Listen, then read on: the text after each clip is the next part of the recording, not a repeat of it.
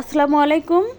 আজকে আপনাদের সাথে শেয়ার করব বিয়েবাড়ির স্বাদে কাচ্চি বিরিয়ানি আর জালি কাবাবের রেসিপি। সেই সাথে থাকছে অনেকগুলো টিপস, আর থাকবে মাংস একেবারে তুলোর মতো তুলতুলে নরম হয় সেই গোপন টিপসও। আশা করি ভিডিও আপনাদের সবার ভালো লাগবে, আর নতুনদের তো অনেক কাজে লাগবে। তাই অবশ্যই ভিডিও কিন্তু শেয়ার করে রেখে দিবেন। এতে করে যখন আপনি এই দুটো রেসিপি একসাথে করতে যাবেন স্পেশাল দিনে, তখন ভিডিওটা সহজে খুঁজে পাবেন, হারিয়ে যাওয়ার কোনো ভয় থাকবে না। আজকের রেসিপির জন্য আমি এখানে প্রায় 1.5 কেজি পরিমাণ খাসির মাংস নিয়েছি, আর মাংসটা কিন্তু বেশ বড় বড় করে কেটে নিয়েছি। নিশ্চয়ই দেখেই বুঝতে পারছেন। এবার এর মধ্যে দিয়ে দেবো 1.5 টেবিল চামচ পরিমাণ আদা বাটা, 1.5 টেবিল চামচ পরিমাণ রসুন বাটা, সেই সাথে দিয়ে দেবো 1.5 টেবিল চামচ পরিমাণ জিরা গুঁড়া, 1.5 টেবিল চামচ পরিমাণ ধনে গুঁড়া, আরও দিয়ে দেবো 1.5 টেবিল চামচ পরিমাণ শুকনো মরিচের গুঁড়া, আরও দিয়ে দেবো 5-6টা সবুজ এলাচ, তার সাথে দিয়ে দেবো দারচিনি, লবঙ্গ, কালো বড় এলাচ, আরও দিয়ে দেবো স্টার অ্যানিস, সেই সাথে দিয়ে দেবো তেজপাতা, আর দিয়ে দেবো 5-6টা গোটা কালো গোলমরিচ। এবার দিয়ে দেবো স্বাদমতো লবণ। এবার এর মধ্যে দিয়ে দেবো আধা কাপের একটু বেশি ফেটিয়ে রাখা টক দই। তারপর সব কিছু খুব ভালোভাবে হাত দিয়ে মেখে নেব। এমনভাবে মাখাতে হবে যেন মাংসের গায়ে সব মশলাগুলো খুব ভালোভাবে লেগে থাকে। আর এই যে দেখতে পাচ্ছেন গরম মশলা, এটা আমার 2-3 দিন আগেই আপনাদের সাথে ভিডিও শেয়ার করা ছিল। এবার এখান থেকে 2 টেবিল চামচ পরিমাণ গরম মশলা দিয়ে দেবো এই যে মাংসের মধ্যে। আপনি চাইলে বাজার থেকে কেনা যে কোনো কাচ্চি বিরিয়ানির মশলা অর্ধেকটা পরিমাণ দিয়ে দিতে পারেন। এবার এর মধ্যে দিয়ে দেবো সেই যে গোপন টিপস, মাংস নরম করার জন্য 1 টেবিল চামচ পরিমাণ খোসাসহ পেঁপে বাটা। আর এটা দিলে মাংস এত বেশি নরম তুলতুলা হয়। আচ্ছা, মাংসে স্মোকি ফ্লেভার আনার জন্য চুলায় একটা কাঠকয়লা দিয়ে বেশ ভালোভাবে গরম করে এখন ওই যে একটা পাত্রের মধ্যে সামান্য একটু ঘি দিয়ে কাঠকয়লাটা দিয়ে দেবো। এতে করে যে ধোঁয়াটা উঠবে, এতে করেই কিন্তু কাচ্চিতে স্মোকি ফ্লেভার আসবে।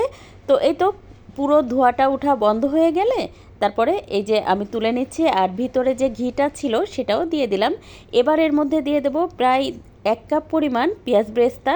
তারপর হাত দিয়ে নেড়ে মিশিয়ে দেব। আমার কাছে কাচ্চিতে পেঁয়াজ ব্রেস্তাটা একটু বেশি হলে খেতে বেশি ভালো লাগে। এবার এর মধ্যে দিয়ে দেব 1/4 কাপ পরিমাণ ঘি। আচ্ছা, আমি পুরো কাচ্চিটাই কিন্তু ঘি দিয়ে রান্না করছি। আপনি চাইলে কিন্তু ঘি আর তেল একসাথে মিশিয়ে নিতে পারেন। এখন এর মধ্যে দিয়ে দেব কাজু বাদাম আর কাঠবাদাম কুচি করে, সেই সাথে 1 মুঠ পরিমাণ কিশমিশ দিয়ে দেব, তার সাথে দিয়ে দেব 1 মুঠ ভর্তি করে আলু বোখারা। আমার কাছে আলু বোখারাটা খেতে অনেক বেশি ভালো লাগে, তাই আমি একটু বেশি করে দিয়েছি। আরও দিয়ে দেবো বেশ কয়েকটা কাঁচামরিচ, তার সাথে দিয়ে দেবো আলু। আর আলুটা আমি একটুখানি ফুড কালার দিয়ে ভেজে রেখেছিলাম, সেটাও দিয়ে দিলাম। আচ্ছা, আলুগুলো কিন্তু আমি ভাজতে ভাজতে প্রায় 50% মতো সিদ্ধ করে নিয়েছিলাম। এতে করে কিন্তু আলুটা অনেক বেশি সফট হয়ে যায়। এখন এর মধ্যে দিয়ে দেবো 1 চা চামচ পরিমাণ কেওড়া জল, 1 চা চামচ পরিমাণ গোলাপ জল। সবশেষে দিয়ে দেবো বেশ খানিকটা পরিমাণ মাওয়া। হাতের কাছে যদি মাওয়া না থাকে তাহলে গুঁড়া দুধ আর ঘি একসাথে মিশিয়ে আপনি দিয়ে দিতে পারেন, ওটাও ইনস্ট্যান্ট মাওয়ার কাজ করবে। তো এবার ঢাকনা দিয়ে ঢেকে রেখে দেবো। এখন রাইসটা সিদ্ধ করে নেব।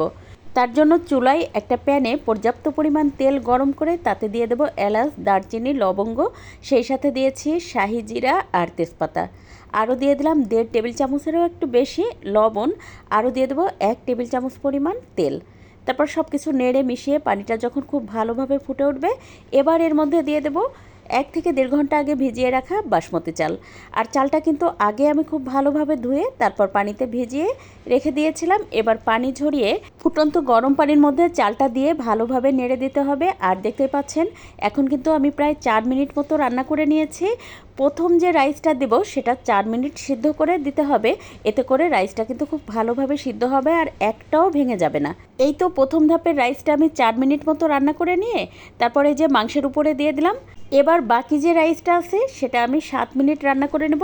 ঘড়ি ধরে ঠিক 7 মিনিট রান্না করে নিয়ে এই তো দেখতেই পাচ্ছেন আমার রাইসটা যখন 90% মতো সিদ্ধ হয়ে গেছে, তখন আমি সবগুলো রাইস তুলে এই যে মাংসের উপরে দিয়ে পুরোটা আমি ঢেকে দিলাম।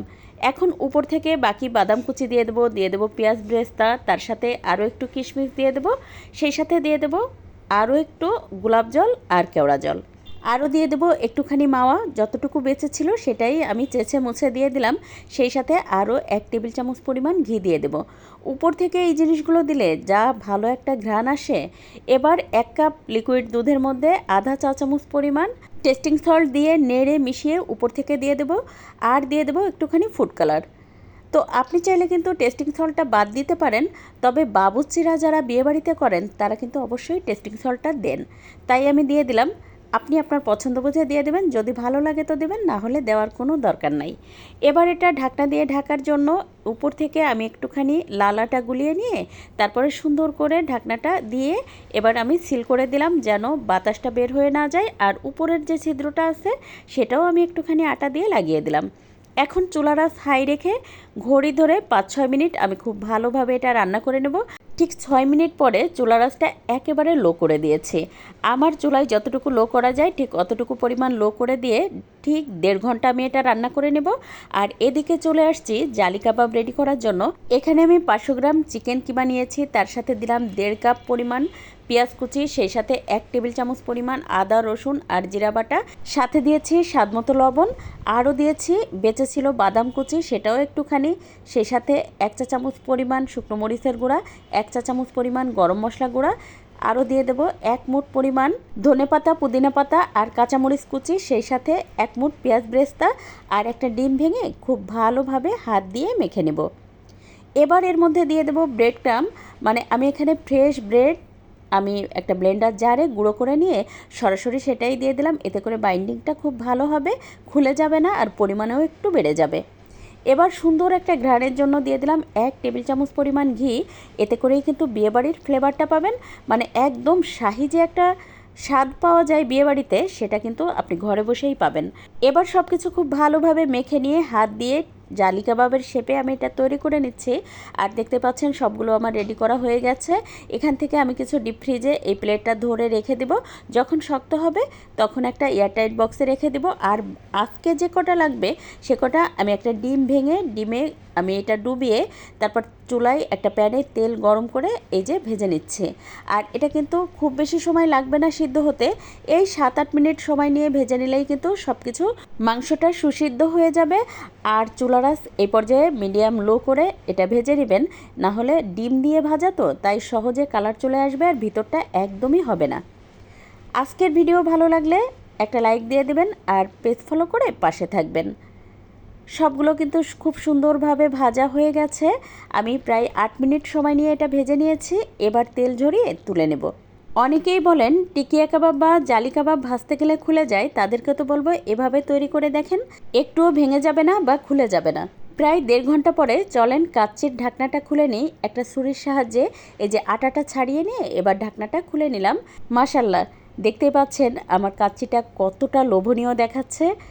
আমার তো এখন আবার ভয়েস দিতে যেয়ে খেতে ইচ্ছা করছে, এটা কি পরিমাণ যে মজার হয়েছিল।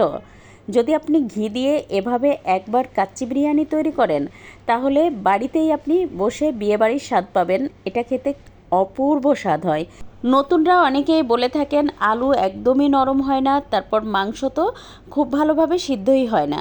তাই আমার নতুন আপু ভাইয়া যারা আছেন অথবা প্রবাসী ভাই বোনেরা, ব্যাচেলর ভাই বোনেরা, তাদেরকে তো বলবো কাচ্চির মাংসটা রান্নার আগে 1 টেবিল চামচ পরিমাণ পেঁপে বাটা দিয়ে ভালোভাবে মেখে রেখে দিয়ে যদি কাচ্চিটা রান্না করেন তাহলে আপনার কাচ্চির মাংস সুসিদ্ধ হতে বাধ্য, একদম নরম তুলার মতো তুলতুলে হয়ে যাবে। নিশ্চয়ই দেখেই বুঝতে পারছেন আজকে আমার কাচ্চির মাংসটা কতটা সফট হয়েছিল। শুধু মাংস কেন, আলুও একেবারে নরম তুলতুলা হয়ে গেছে। আলুটা ভাজার সময় ঠিক 40 থেকে 50% মতো সিদ্ধ করে নেবেন, তাহলে এই যে আলু সেটাও নরম তুলতুলা হয়ে যাবে। আর যারা পুরনো আপু ভাইয়ারা আছেন তারা তো আমার থেকে ভালো পারেন। আপনারা চাইলে কিন্তু এখানে যদি কোনো ভুল থেকে থাকে তাহলে আমাকে সাজেশন দিতে পারেন, ছোট ছোট টিপস দিতে পারেন, আমিও শিখতে পারবো। আজকের ভিডিও কেমন লাগলো কমেন্ট করে জানাবেন। আজ খেতে খেতে চলে যাচ্ছি, কাল আবার নতুন কোনো ভিডিও নিয়ে দেখা হবে ইনশাল্লাহ। সে পর্যন্ত সবাই ভালো থাকবেন, সুস্থ থাকবেন, সেই দোয়া করি। আল্লাহ হাফেজ।